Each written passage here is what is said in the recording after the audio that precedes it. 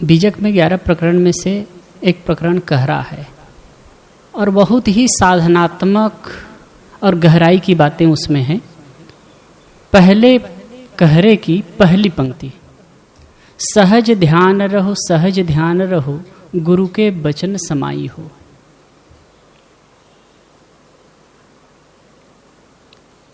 सहज ध्यान में रहो सहज ध्यान में रहो और गुरु के वचन में समा करके रहो। ध्यान दो बातें होती है, ध्यान करना होता है और ध्यान रखना होता है। ध्यान रखते हैं, जैसे कोई रास्ता चल रहा है, कोई आपके बच्चे जा रहे हैं तो कहते हैं भाई ध्यान रखना, ठीक से जाना। ट्रेन वेन में जा रहे हैं, सफ़र कर रहे हैं, तब कहते हैं कि भाई ध्यान रखना, अपने आप का ख्याल रखना, सामान का ध्यान रखना।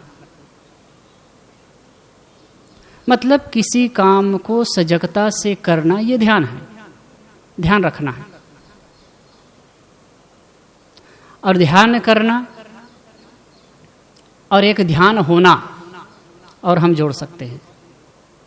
ध्यान करना जब स्थिर आसन से बैठ करके किसी आलंबन में, किसी ध्येय में चित्त को लगाते हैं, वो ध्यान करना है। और ध्यान का घटित होना होता है कि सहज अवस्था में हो जाना। यहां आप ध्यान देंगे, सहज ध्यान रहो सहज ध्यान रहो, सहज ध्यान में रहो सहज ध्यान में रहो। ध्यान को समझने के पहले हम सहज शब्द को समझें। सहज नेचुरल, प्राकृतिक, और असहज उसका उल्टा शब्द बनावटी, आर्टिफिशियल।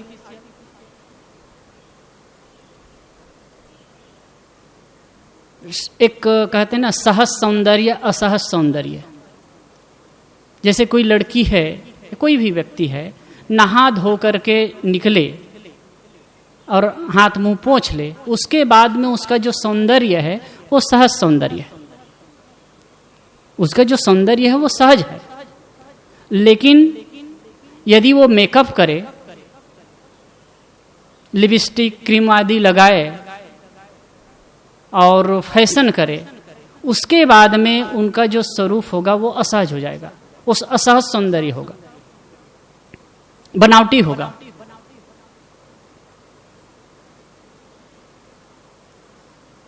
तो जो सहज है वही बेस्ट होता है। असहज जो बनाया हुआ है वो हर क्षण नहीं रहेगा, कुछ क्षण के लिए, कुछ क्षण के लिए रहेगा। वैसे जो ये प्रकृति है ना, सहज है, पेड़ पौधे सहज हैं, पक्षी की चहचहाट सहज है, फूल खिलते हैं सहज। आप कभी निहारिए, बाग में अब खड़े होकर के निहारिए फूल को, बिल्कुल सहजता महसूस होगी। पक्षी की चहचहाट को सुनिए, सहजता है। प्राणी जो जीते हैं सहज ढंग से जीते हैं। सभी प्राणियों में, सभी जीवों में सहजता है, लेकिन मनुष्य जीवन में असहजता हो गई है और इसीलिए ध्यान की आवश्यकता है। हम हर जगह असहज हो रहे हैं। आज मैं एक वीडियो क्लिप देख रहा था, तो कहे कि जो समुद्र में व्हेल मछलियां और डॉल्फिन वगैरह भी बाहर निकल रही हैं नदी के, समुद्र के किनारे आकर के, और मर रही हैं सैकड़ों सैकड़ों की तादाद में। कुछ समय पहले 15 में कितना कहे कि 200 मछलियां बाहर आ गई थी, बड़ी बड़ी व्हेल मछलियां। तो इसमें कहा गया कि हर जगह मनुष्य हस्तक्षेप कर रहा है, हर जगह। उसमें एक चीज बताई गई है कि जो मछलियों में, जैसे हमारी भाषा होती है, हम अपनी भाषा व्यक्त करते हैं, बोलते हैं, और बोल करके दूसरे को अपनी भावना है उसको हम बताते हैं, अपनी भावना को संप्रेषित करते हैं वाणी के माध्यम से। ऐसे ही वो अपनी भावना को संप्रेषित करते हैं तरंग के माध्यम से, तरंग के माध्यम से। लेकिन मनुष्य समुद्रों में भी ऐसे तरंग पैदा कर रहा है, जैसे कि बड़ी बड़ी नौका चलती है और सबमरीन चलते हैं, और भी जैसे कि तेल के लिए या खनिज तत्व के लिए जो समुद्र में मशीन डालते हैं और उससे जो वाइब्रेशन होता है, तरंग पैदा होती है, उससे कहते हैं कि उसका जो तार टूटता है, कितने हैं जो उनके जो संवाद का क्रम है पक्षी मछलियों का, वो टूटने लगा है। और इसके वजह से वो संवाद क्यों करते हैं? जैसे कि कोई मछली जा रही तो जैसे भोजन के लिए, प्रजनन करने के लिए उनको एक दूसरे का संवाद की आवश्यकता होती है। कभी ग्रुप में चलते हैं, कहीं खतरा महसूस है तो संवाद के माध्यम से वो एक दूसरे से मिल पाते हैं। अब ये टूट रहा है, अब इसकी वजह से बहुत समस्या हो रही। ये सब सहज है साहब, हर प्राणी सहज है, प्रकृति सहज है, यहां तक कि ग्रह नक्षत्र सहज हैं। अगर ये अपनी सहजता छोड़ दे, असहज हो जाए तो क्या हो जाएगा? 1-2 मिनट में ही सब कुछ समाप्त हो जाएगा। बस हम अपनी सहजता को खो रहे हैं, अपनी सहजता को हम खो रहे हैं। कैसे? कामना के वशीभूत होकर के, भावना के वशीभूत होकर के, विकारों के वशीभूत होकर के। सहज, थोड़ा सा और चर्चा करें। सहज, जिस स्वभाव में आप रहते हैं ना, हर क्षण रह सकते हैं, वो आपका सहज स्वभाव है। जिस स्वभाव में आप बहुत देर तक रह सकते हैं, जिस स्वभाव में रहने से आपको कोई अड़चन नहीं होता है, वो आपका सहज स्वभाव है। अब बताइए, काम का आवेग आया तो उसमें आप बहुत समय तक रह सकते हैं? दिन भर रह सकते हैं क्या? नहीं। क्रोध का वेग आया तो आप कितने समय तक रह सकते हैं? 1 मिनट का क्रोध आपकी मिट्टी पलीत कर देता है, आपकी हालत खराब कर देता है। रह सकते हैं उसमें? दिन भर अगर क्रोध में रहना हो तो आप जीवन जी ही नहीं पाएंगे, मर जाएंगे। द्वेष का आवेग है, द्वेष में रह करके आप अच्छा से रह सकते हैं। कोई भी भावना है, भय की अवस्था में आप रह सकते हैं। कितने समय तक रहेंगे? थोड़े समय तक। थोड़े समय के लिए विकार आते हैं, उत्पन्न होते हैं और हमारे चित्त को विक्षिप्त कर देते हैं, चित्त को विचलित कर देते हैं, विक्षिप्त कर देते हैं। ये असहजता का ही परिणाम है।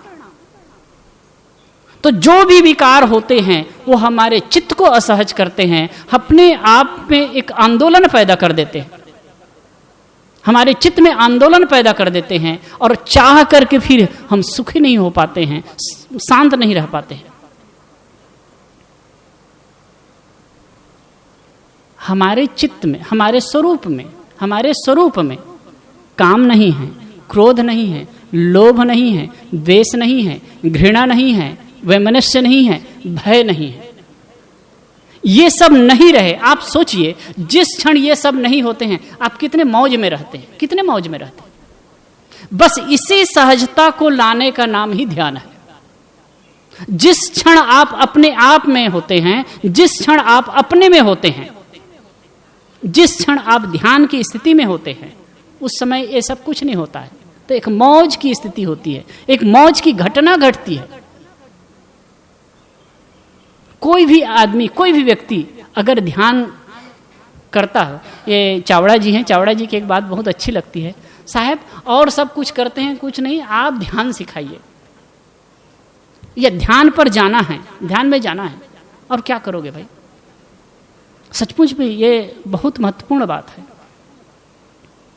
गुरुदेव जी एक वाक्य कहा करते थे, यदि आप लोगों को अर्थ की सहायता करते हैं, यदि खाना खिलाते हैं, यदि और कुछ प्रकार की सहयोग करते हैं, तो कुछ समय के लिए उसको संतुष्टि हो सकती है। लेकिन यदि उसे आंतरिक शांति की ओर ले गए, यदि उसको सकारात्मक दिशा में ले गए, तो उसका जीवन ही सुधर जाएगा।